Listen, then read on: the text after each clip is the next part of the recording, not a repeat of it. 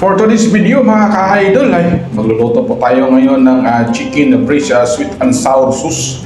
So ipapakita ko po sa inyo mga idol, sundan niyo po kayo at welcome po sa aking YouTube channel, ang Ponster de Chef, at ang aking Facebook profile.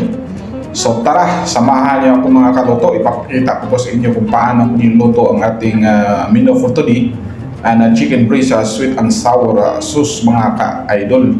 So ito po ang ating recipe ngayon. So ito na po, start na po tayo sa ating marination sa chicken. So naglagay po tayo ng ating mga powder. So naka-plus po sa screen ng aking mga list of ingredients kung anong aking nilagay sa ating marination sa chicken. So ganyan lang po, lagay tayo ng cornstarch at saka all-purpose flour.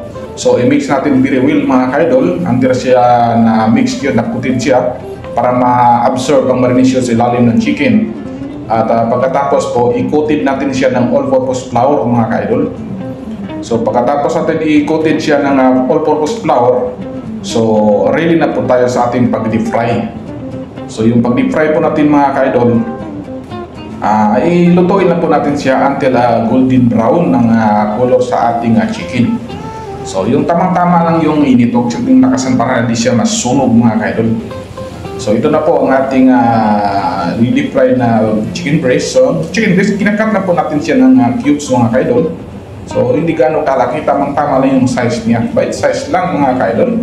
At ito na po, tapos na po at ready na po tayo sa pagluto ng ating sweet and sour sauce. So ginagamit ko, water of pickles mga ka-idol, hindi tayo gumagamit ng tubig. So nalagay tayo ng ketchup. Siyempre naglagay din po tayo ng ginger at saka sili espada, kung green chili.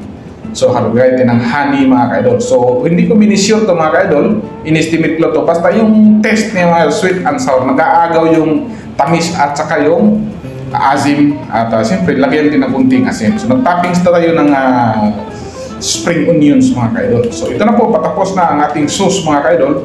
At itoppings na po natin sa ating pinafried na chicken. So dito ba? Ito na po mga ka-idol, nagpiplating na po tayo at siyempre ready na po tayo sa pag-serve mga ka-idol. At ito na, bakbakan na sa kainan. Maraming salamat po sa inyong pagpanood at sa suporta sa akin. Ay kung bago ka na po sa aking channel, paki-subscribe naman and i-post ang notification bell para maging updated po kayo sa bawat video na aking ina-upload mga ka-idol. So magbakas kayo ng comments. Maraming salamat po.